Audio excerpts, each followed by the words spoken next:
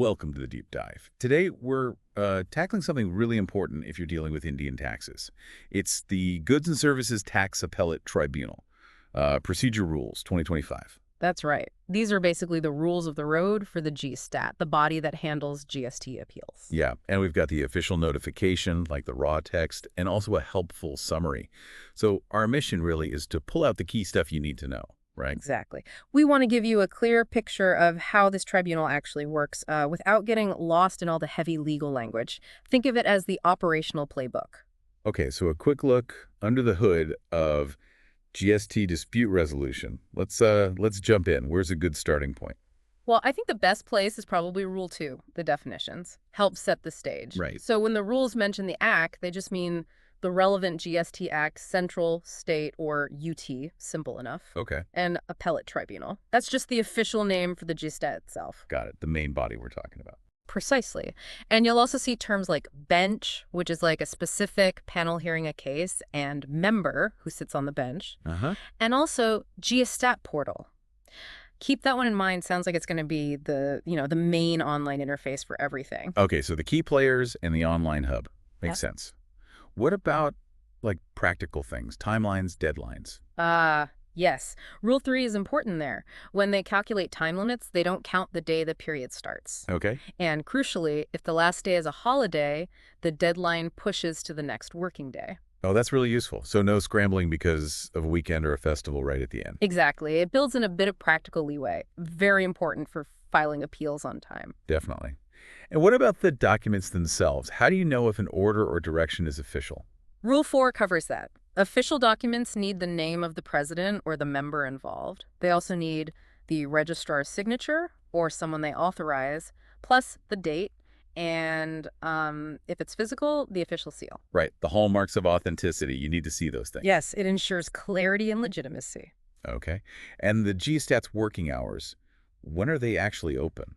So Rule 8 says sittings are generally 10:30 a.m. to 4:30 p.m. Standard court hours, basically. And Rule 9 gives the office hours 9:30 a.m. to 6:00 p.m. But the president can change these timings if needed, so there's some flexibility. Good to know. What if something's really urgent? Can you get it heard quickly? Yes, Rule 12 addresses that. If you file an urgent case, properly completed, before noon. Before lunch? Yeah, before noon, it can be listed for the very next working day. Wow, that's fast. It can be. And even if you file later in the day, you might still get it heard quickly with special permission. It shows they're trying to be responsive. That responsiveness could be critical sometimes. What if you're the one needing more time? Like you miss a deadline? Well, Rule 14 gives the tribunal the power to extend time limits. And interestingly, they can do this even after the original deadline has passed. Oh, really? So it's not an automatic no if you're late? Not automatic, no. It's at the tribunal's discretion. Obviously, you'd need a good reason. But it shows they can prioritize substance over rigid procedure sometimes. Could be a real lifesaver. That flexibility sounds important. Okay, who's actually running the show day to day, keeping the gears turning? That would mainly be the registrar. Rule 15 lays out their powers and functions, and it's quite broad.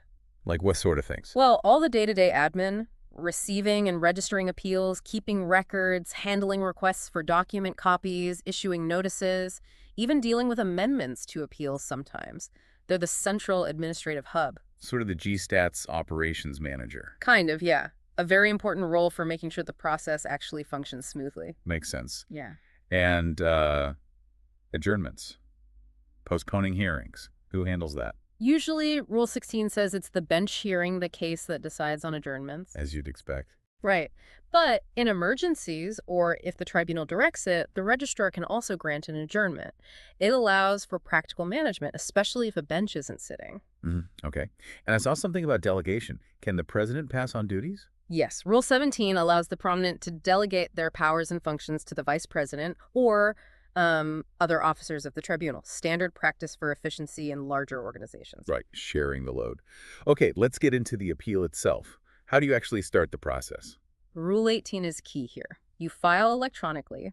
It has to go through the Gstat portal using the specific form. Online only. That's the main method prescribed. You need to include all the case details, who's involved, what the issue is, proper formatting like numbered paragraphs. And what about multiple issues or people? Generally, one appeal is for one order you're challenging, even if that order covered multiple points. But if, say, two different taxpayers are unhappy with the same order, they usually need to file separate appeals. Keeps things cleaner. Okay, one order, one appeal generally. And the content of that appeal form, what needs to be in there? Rule 20 gets into that. You have to clearly lay out your grounds for appeal, why you think the original decision was wrong.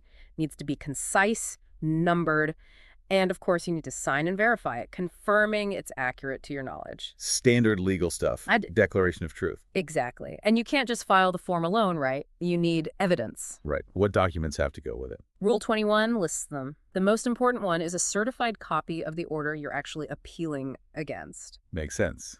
You need the thing you're challenging. Absolutely. And depending on the specifics, maybe other relevant documents that support your case. And again, these are submitted online along with the required fees. So it really is pushing towards a paperless system. Seems to be the strong direction, yes. Greater efficiency, hopefully easier access. Okay, so you've uploaded everything. What happens next? Does someone check it? Yes. Rule 24 is about scrutiny. The registry will look over your appeal and documents. If something's missing, or there's a defect, like you forgot a document or didn't pay the fee correctly, they'll notify you, and you get a specific time, usually 7 days, maybe extendable, to fix it. And if you don't fix it in time? Then your appeal might not be registered. It could be returned. So it's a crucial first hurdle, making sure everything is in order technically. Right, a basic quality check before it proceeds. Okay, fast forward, you're at the hearing. Can you suddenly bring up a completely new reason why you should win? Generally, no. Rule 31 says the appellant can't usually raise new grounds that weren't in the original appeal memo without the tribunal's permission. You have to ask first. Yes. But importantly, the rule also says the tribunal isn't strictly confined to the grounds you raised when making its final decision. They can consider other aspects if needed for justice. Interesting. So you need permission to add points, but they can look broader anyway. It allows them flexibility to ensure the right outcome, even if the initial arguments weren't perfectly framed, I suppose. Okay. Now, what if the person appealing just doesn't show up for the hearing? Rule 42 deals with appellant default. The tribunal has options. They could dismiss the appeal outright. Okay. Or they might decide to hear the case based on the merits and the documents available, even without the appellant present. Right. And can you fix it if you miss it for a good reason? Yes, there's a possibility. If the appeal was dismissed because you didn't appear, you can apply within 30 days to have it restored if you can show sufficient cause for why you couldn't attend. Like a genuine emergency. A bit of a safety net there. Yeah. And if the other side, the respondent, doesn't show. That's Rule 43. The tribunal can proceed ex parte, basically, hear the case based only on the appellant side and the available records. So not showing up has consequences for both sides. Definitely. It encourages participation. All right. Moving towards the end of the process. Mm-hmm. The final decision, the order. What are the requirements for that? Rule 51 is clear.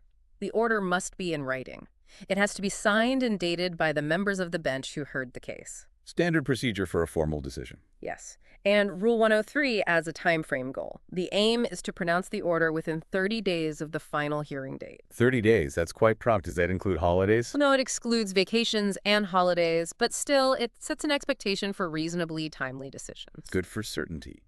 Will all these orders be public? Rule 52 suggests the president might direct certain orders to be published, perhaps those with wider implications or points of law. Not necessarily every single one, but selected ones. Okay. And what if there's just a small mistake in the order? Yeah. A typo or calculation error? Rule 108 covers rectification. The tribunal can correct clerical or arithmetical mistakes or accidental slips or omissions. No. Either on their own initiative, if they spot it, or if a party applies for a correction, usually within a month of the order. It's for fixing obvious errors, not re-arguing the case. Right, just cleaning up minor slips. Okay, and we mentioned it earlier, but let's just circle back to the digital aspect. It seems really central. It really does. Chapter 14, and especially Rule 115, hammers home the electronic filing aspect. Uploading appeals, applications, documents to the Gstat portal is the standard procedure. And hearings, too. Potentially, yes. Yeah. The rule mentions the possibility of hybrid hearings, so maybe some parties physical, some electronic, or fully electronic, but that seems to need the president's permission or direction. So definitely embracing technology for efficiency and perhaps accessibility. That seemed to be the clear intent, streamlining the whole process using the portal. Okay, so wrapping this up.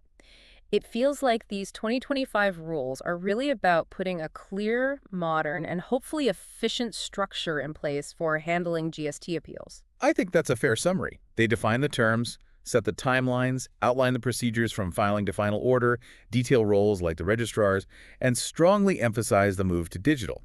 It's about creating an organized and ideally fair system.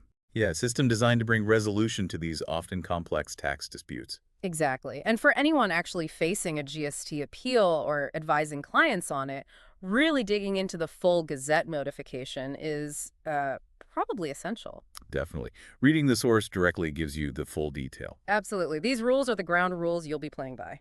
So a final thought then. Mm.